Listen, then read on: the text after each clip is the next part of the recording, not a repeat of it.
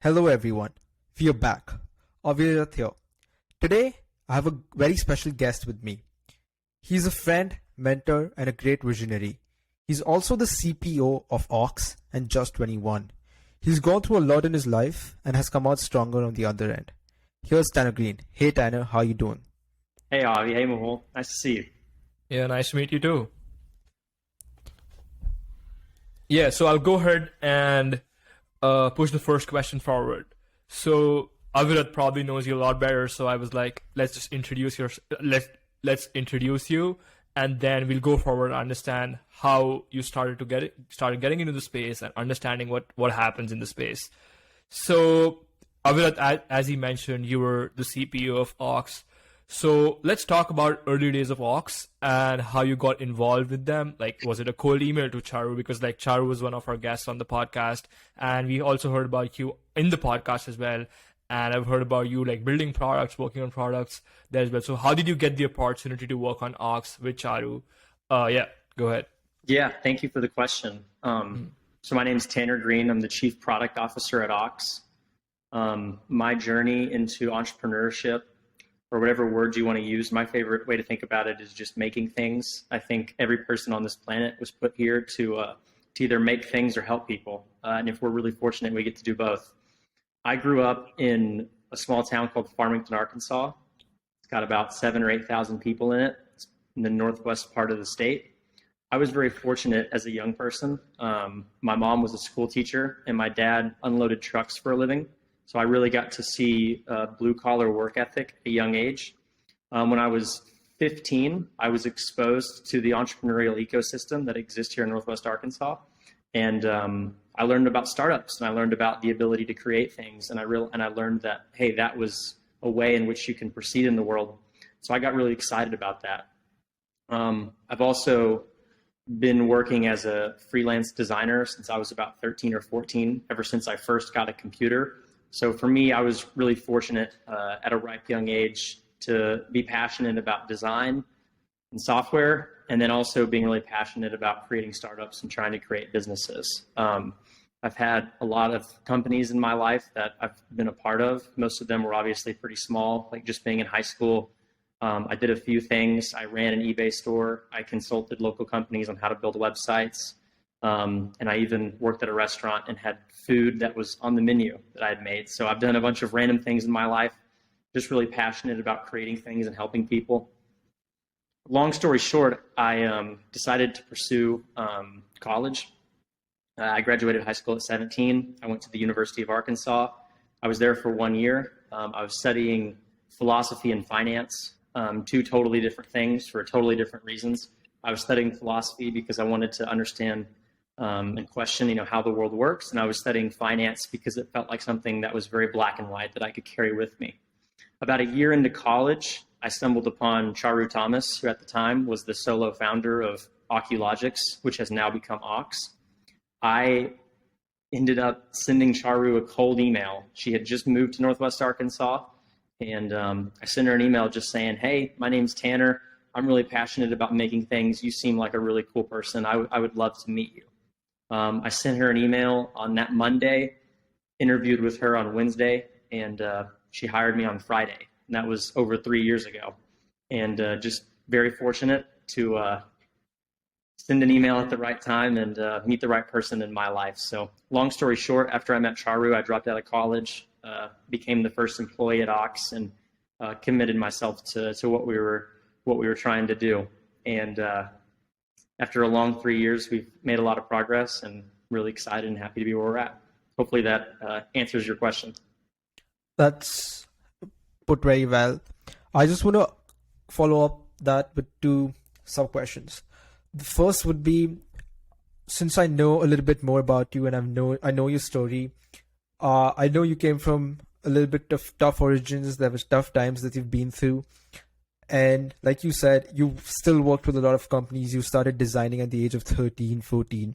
What kept you motivated? What kept you motivated in those tough times, even when you know that maybe family situations or personal situations were tough? What pushed you through those times?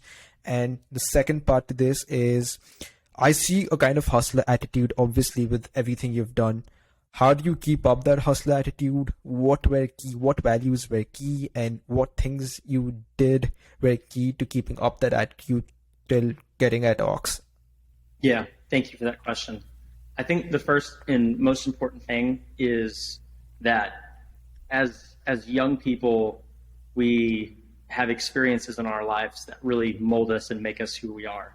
And at around a certain point in your life, I think the light switch kind of flicks and you kind of turn off default mode and you start deciding, hey, as an individual, these are the things that I want in the world and these are the things that I want to build and this is how I want to contribute. And for me, I was really fortunate at a young age to really figure out what I liked. I liked making things and I wanted to help people. And early on, I was very agnostic as to what that could be. I just knew that if I found a way to live out those things day to day, that I would have a fulfilling life. And I would have never imagined when I was 13, 14, 15 and committed to that I'd be where I'm at. So I think as an individual, you have to recognize how much power you have to decide what you want out of life and to go and get it. Anyone that tells you you can't accomplish something, someone told them that and they believed it and they're just trying to convince you to believe it. And it's pretty much a decision you have to make, that you're going to want things and you're going to go get them. Now, how do you hold yourself accountable to that? How do you continue to believe in that after years and years and years? You have to wake up every single day and be excited to wake up. You have to be excited to take every single day in front of you for what it is. It's easier said than done. And the most important thing to also realize is you wouldn't have a good day if you didn't have bad days. So bad days are going to come. That's the consequence of doing hard things. You're going to have more gas in your tank, if you will, if you really believe in what you're doing and you wake up every single day excited. The greatest moments in my life up to this point of being 21 years old have been the hardest things that I've done in my life. When I look back, I know that was time well spent. I know that I learned a lot because of it. And that's really important. So I think being able to wake up every single day excited about what you want to accomplish and really finding those things in life that motivate you, you can go pretty far. A lot of people are distracted, right? We live in a modern world where we can go on our phones and we can go on social media and get all the dopamine and serotonin that we'd ever like. And so it can really get in the way sometimes and we can put our blinders on and we can stay in default mode. But the reality is we all have the ability to create everything we imagine. We just have to do anything we can to find the tools. Things happen in life that you can't predict, and you have to forge those opportunities by committing it every single day to seeing them through. When I was 15, 17, I had no idea I would meet someone like Charu that was just as passionate about building something. If I hadn't met Charu at the right time, I wouldn't be in this situation, right? So just really believing in the things that you want to accomplish, waking up every single day to be excited and realizing that you've got a lot of power as an individual to create things, that can get you really far. And the right things will work out if you really stick to that. Fair enough. That is obviously a really motivational story. And now I will change topics a little bit and talk about something that you're actually passionate about, say product. And I know I've heard from Avirath that you're extremely passionate about human-computer interaction, logistics, micro-fulfillment, and supply chain. So let's start. I'm also, one of my specializations in college is in human-computer interaction. I absolutely love the intersection of computer science and psychology, which creates the realm of human-computer interaction. So my first question to you would be, if you think about logistics from a human-computer interaction point of view, you're trying to reduce the number of people in fulfillment centers or places where there are a lot of cargo is moving. So what is your opinion upon removing the people that are present in the current micro fulfillment centers, or say logistics centers perhaps? So why do you want to remove those people and put machines there? That is my first question. Yeah, that's a great question.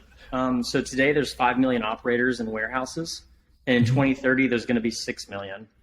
So there's kind of a preconceived notion when we talk about automation that we talk about replacing people. The best form of automation enables people to do their jobs best. You can build the most automated systems in the entire world, but if the people within those systems don't understand the process, don't show up every day motivated, and aren't committed to seeing their day-to-day job through, you will always reach limitations. So I think people throughout the supply chain are probably the most unrecognized asset right now. You know, we're living in a labor crisis. We're experiencing it. People can work wherever they want. And so it ebbs and flows. You know, we're going to continue to invest in automation. That's going to happen across the supply chain. And if we do it right, we'll create more jobs, we'll create better jobs, and ultimately they'll be higher paying jobs. And so that's what I'm excited about. I think there's a lot of fear mongering that exists throughout automation about the idea that it's replacing jobs. And in some areas it will. And I think ultimately that will probably be for the best, because we'll have more jobs, better quality jobs, and they'll be higher paying.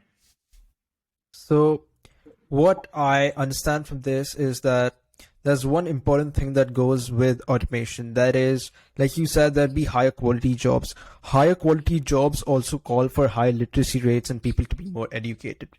So how do you think Ox is going to handle that, or just the general market of supply chain is going to handle that, in the sense that what if people don't get educated at the same rate at which the jobs change and jobs become more requiring more education? Yeah, this is a great train of thought, and these are great questions. Part of what Ox exists to do is to enable the workforce to have the best operating experience possible. So I think part of what needs to happen is technology needs to invest, technology and automation needs to be invested to make the operator experience better.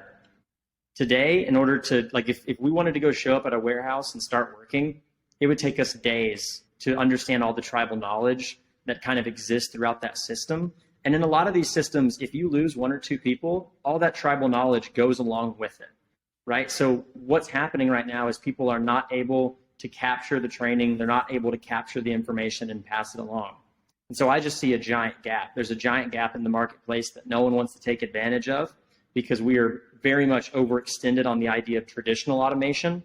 And with the lead times and all the manufacturing, you know, it's going to be difficult to see a lot of those mechanical automations all the way through. So it's going to force our hand to invest in people. It's going to force our hand to create better training programs.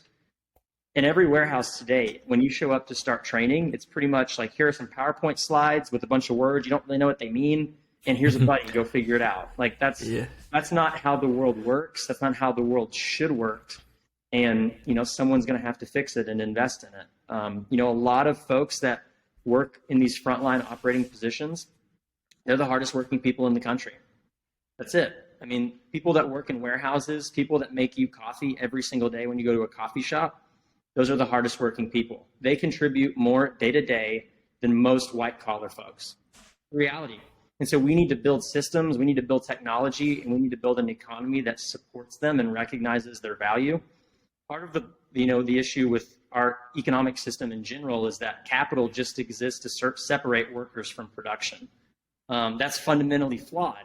Doesn't mean we'll be able to magically fix it one day, but we at some point have to recognize that operators and folks that work frontline jobs need to have a more equitable piece of the pie. And, you know, I think our generation and the world that we're trying to build, that's, I think, very high in empathy. That makes sense. Closer. That makes sense, because like I am of the same school of thought. I actually wanted to hear this from you. Like that was one of the major reasons I asked the same questions. I believe it is really important to think about people's quality of lives, be it somebody who's serving coffee, or be it frontline worker, or be it a janitor. It's important that we value people's quality of life and the time they spend with family, or the value that they create while they're celebrating festivals or stuff like that. So I believe 100% with the fact that our generation empathizes with them a lot more than the other generations. We believe in the value that they create, and we want to uplift them in some way or the other. And a major reason of like technology coming into place is like all the jobs that can be automated should be automated, because at the end of the day, once like everything that can be easily done by a person is automated, all the jobs that will be created will be of skilled people who know a lot of stuff, so higher paying. So yeah, that's complete circle. Now moving forward, like for specifically our audience, let's talk about building for the logistics industry. I know you're super into the AR, VR space for building into the logistics space. So what is your primer into getting into space? Like there are primers about web dev, primers about app dev. So what would your primer somebody like interested in logistics or supply chain and wants to build products for that particular space? Yeah. And just to add to that, it's like logistics and supply chain normally falls in a B2B kind of workspace. So it kind of just becomes hard to build out something and just take it to market, something like a consumer product. So what do you think that someone can do to actually build in this space, even if it's like just making networking or contacts, something like that? Yeah, I mean, I don't think I'll have a popular answer, but my answer is you should go do the job. If you want to build a logistics company, you should go work in a warehouse on the floor. You should take the lowest paying job. You should work 60 hours a week. You should do it over the summer, and you should actually experience the pain. There's no way to learn these things. Like, you have to show up and do them. When we were building Oculogics back in the day, when COVID was first happening, we started an online grocery delivery business. Delivered over $100,000 worth of groceries in Northwest Arkansas in the span of a few months.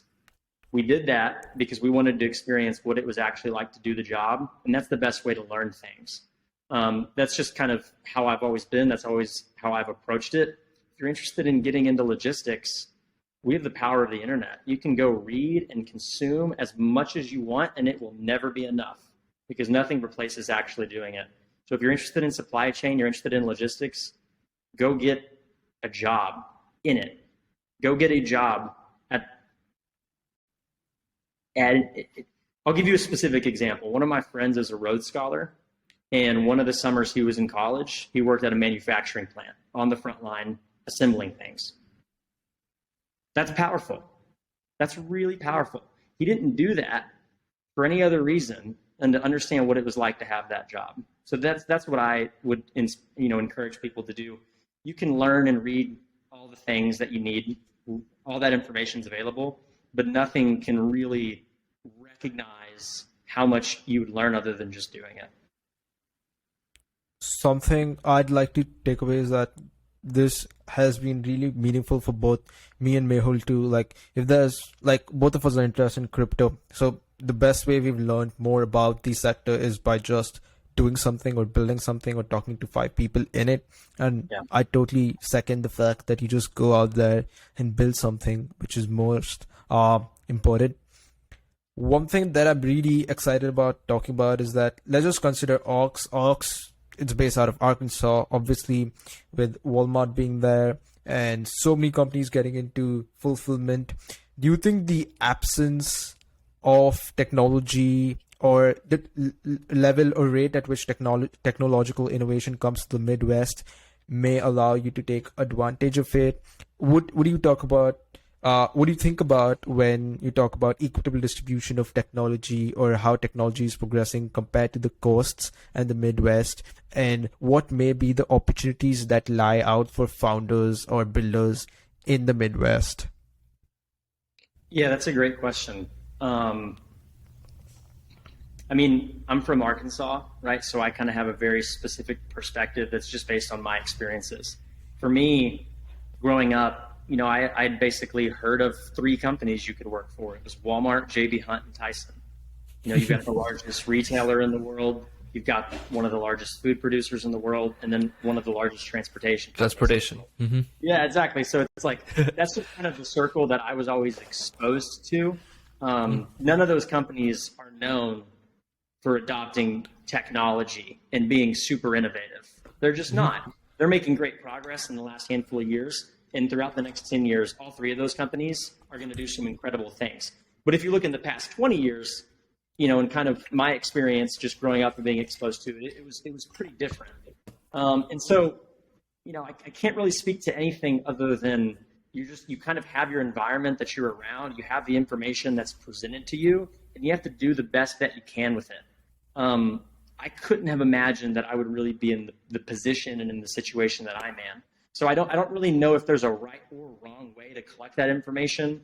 There's a right or wrong way to go and find it, other than just having experiences and trying to seek out very niche things. I mean, what Ox does, the work that we do, it's extremely specific. It's extremely niche, and you only get to that through learning and through having experiences. And so I think that's the best way to answer that. Yeah, that's fair enough. So this streamlines us into like what the products at Ox are, what the products that you built at Ox. So just to ping in for our audience, so Tanner helped Ox raise about $6 million, I think, $5 to $6 million, and helped scale the team from like 3 to 20. So he is the person after Charu, working with Charu, helping raise venture capital, building products, reaching out to consumers, and all that kind of stuff. So we're getting first-hand insight about how he built products and got to consumers as well at the same time. So my first question is about the workspace automation products that you have, workforce automation products that you have. So what are the products about? We want to learn more about what do those products do, and how do you sell those products to people? What are the advantages for the people that use them? Yeah, it's a great question. So essentially what we do at Ox is we make the frontline more productive. When you work at a frontline job, there's a lot of manual tasks that you have to do. There's a lot of decisions that you have to make, and there's processes and workflows.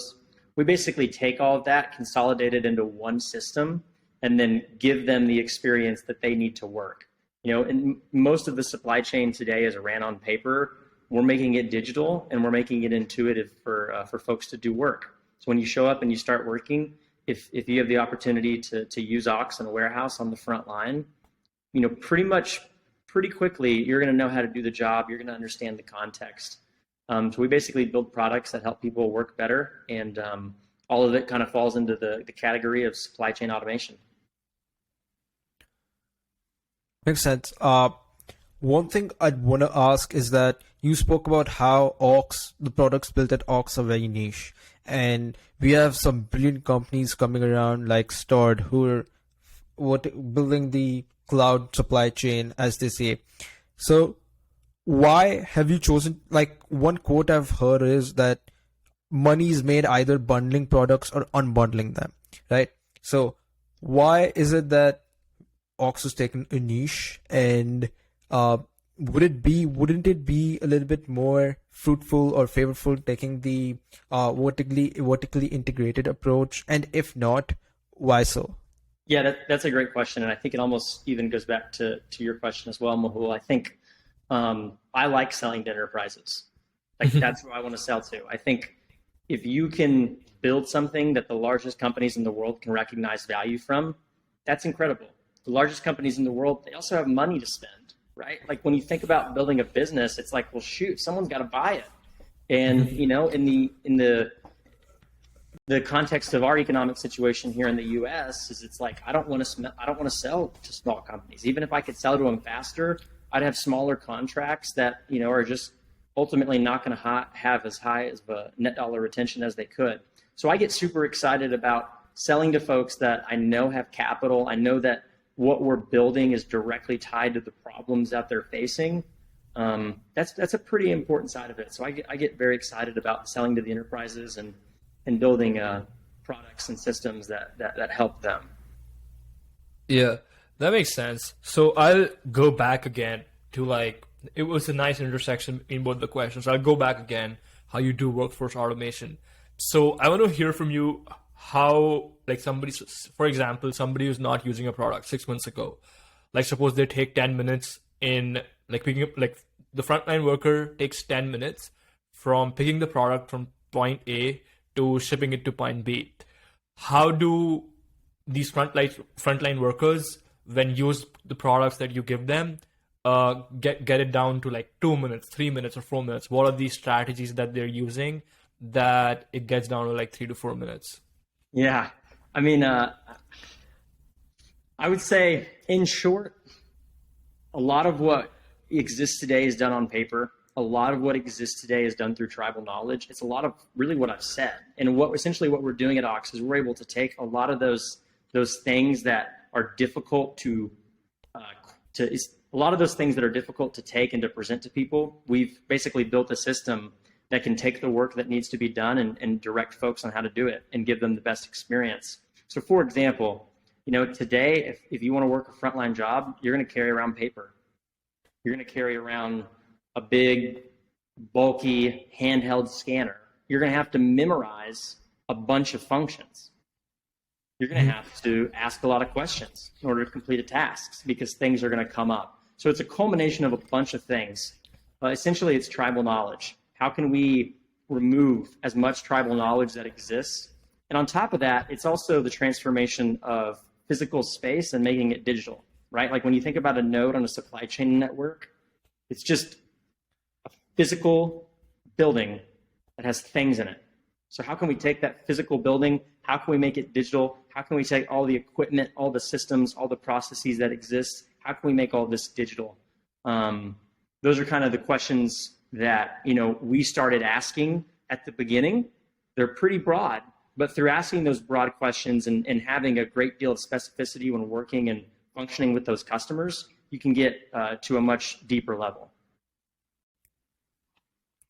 Yeah, that sounds really meaningful, and it just makes so much sense how to just summarize it in short. Something that I'd want to foray into now is the idea of using artificial intelligence, AR, VR, in logistics.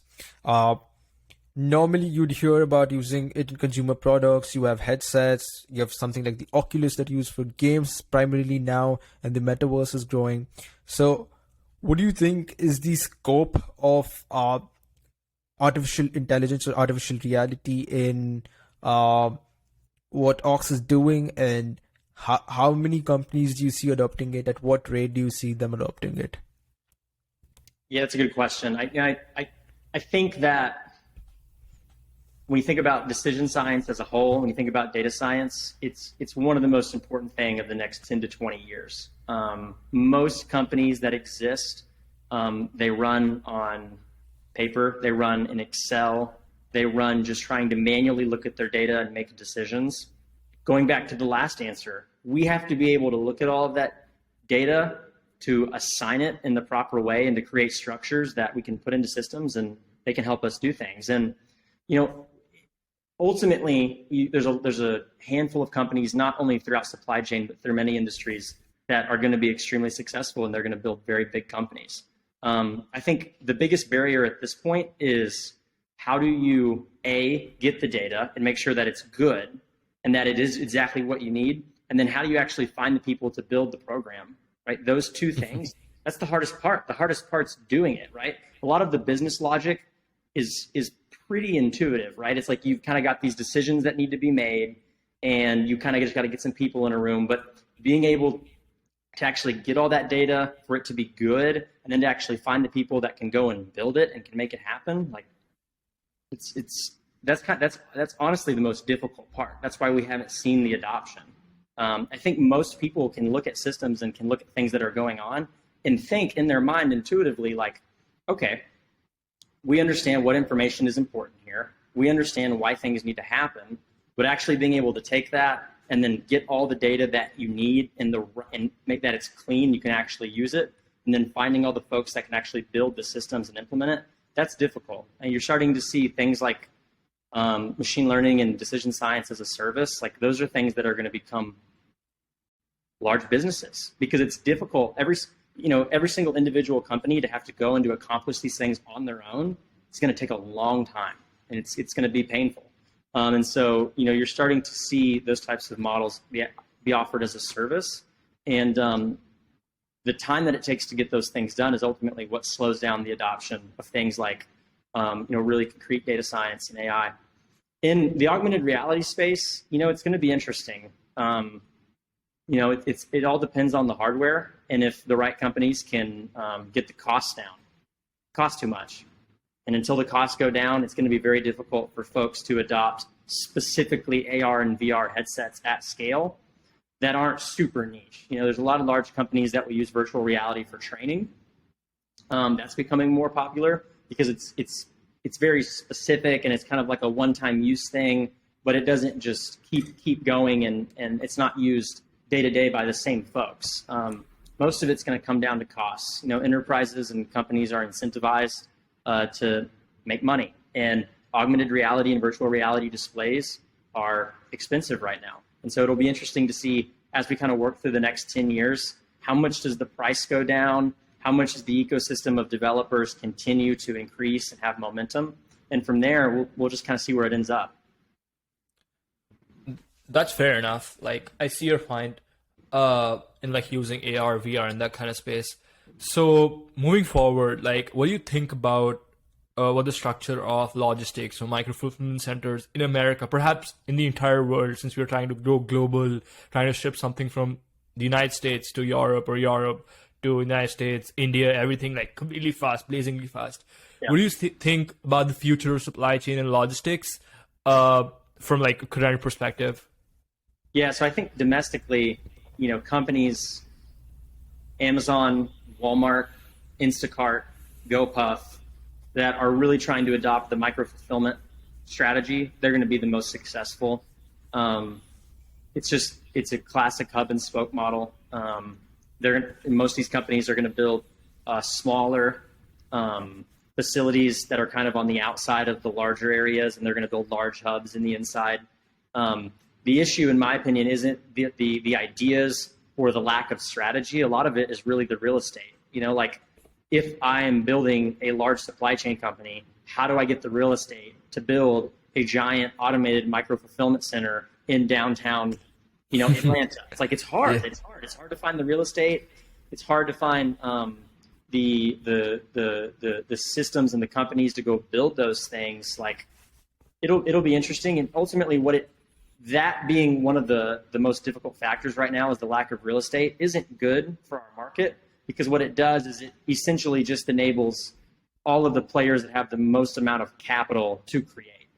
If you want to start building automated micro fulfillment centers in big cities, you're going to have to be very large companies. Companies like Toyota, companies like Mitsubishi. Those are companies you wouldn't heard of, but those are the companies that will probably be pioneering a lot of these automated micro fulfillment efforts, because they've got the capital and they've got the ability to get the real estate. That's fair enough. Another like interesting question that while you were answering that came to my mind was, what do you think about cloud supply chain? A lot of companies are trying to get into the space and trying to experiment with a lot. Like say, suppose I'm pretty sure you know the concept of cloud supply chain, and a lot of people are trying to do it in, like Avirath and I are from India. A lot of people are trying to do it from India as well. So what do you think about that? Yeah, I mean, cloud supply chain has been around for a long time. It's been around for a handful of years. You've seen companies, obviously like Store, come around and kind of build their company and their brand around it. I mean, it is what it is. It goes back to my earlier point on all we're doing is taking physical things in the physical world and trying to figure out how to make them digital. And supply chain is just one of those industries that really has not been incentivized to make it happen in the way that it's happening right now. COVID just essentially burst that bubble, right? And forced these enterprises to invest in things like cloud supply chain. So really with the tailwind of COVID and supply chain automation, that has enabled, companies like Store to build an entire brand, an entire ecosystem around the idea of the cloud supply chain. It has to be adopted. There's not really any other option. If you don't adopt it, you won't be able to meet customer expectations and you'll lose their business. Most logistics companies, I shouldn't say most, all logistics companies that we're working with today are trying to increase productivity because they have more volume. And they have a limited amount of square footage, a limited amount of operators and workers, and they've got to figure out how to get more productivity to support that volume. That business is coming from somewhere, right? It's coming from consumers buying more things. It's coming from other logistics companies not performing the way that they need to be, so they lose that business. Companies that don't invest and transform their supply chain into more of a cloud and digital approach, they'll just lose. Fair enough.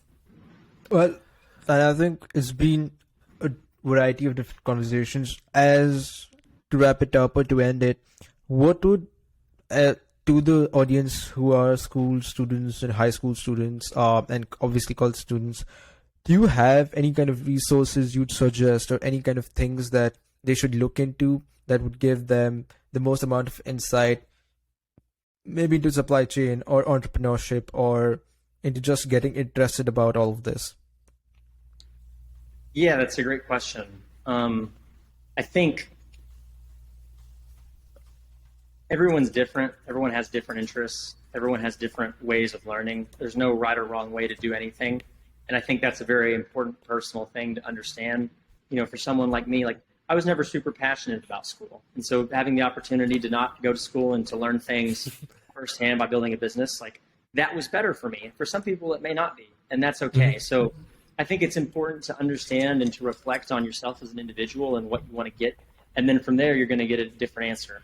But for me, what really helped me was there were a few books I read that really motivated me. One book I read is called The Obstacle is the Way by Ryan Holiday.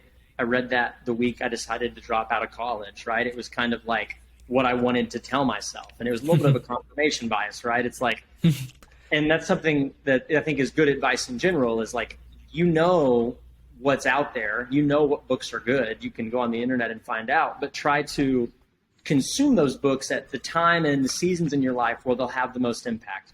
I think some people kind of have this belief that like, I just need to go read all books all the time and consume. And the reality is like, that's not the best approach and you won't get as much out of it. You know, for me, there's another book called The Design of Everyday Things. Read that book several times. I really enjoy it. I learn a lot from it. I don't think I could read some of those things and understand some of the concepts in that book enough, right? So finding the things that you think you'll get a lot out of, reading them more than once, reading them at the right time in your life, that can make a big difference. Then the second point I'll add to that, outside of reading books, is probably just listening to podcasts. There are a handful of podcasts out there that I really enjoy, and I listen to them every single day, and they motivate me. Ironically, another one of them is also by Ryan Holiday. It's called The Daily Stoic, right? It's like every single day I can just listen to 2 to 10 minutes of wisdom that motivates me and makes me feel good and gets me excited for the day. There's really no information out there, or there's a very small amount of information out there that's just magical and is going to just instantly give you this paradigm shift, right? It's the culmination of consuming that over a long period of time that will make a difference. And a lot of times the difference it makes might be rather unconscious. So I really challenge people to reflect on themselves, what they want out of life, to reflect on the season that they're in, and then from there choose, hey, what are the things that I want to consume and how am I going to get the most value out of it? I think that trying to go out and learn a bunch about the world and read a lot and do all this and do all that, I don't know how net positive it is, because I don't know how much people actually consume and how much they just kind of read for the sake of reading. So find books that kind of go with the season of your life and know what you want to get out of a book when you start reading it, and consume things that inspire and motivate you. Fair enough. Another thing, kudos to Don Norman, the design of everything, the everyday things. I absolutely love it. Again, to wrap it up, thank you so much, Tanner.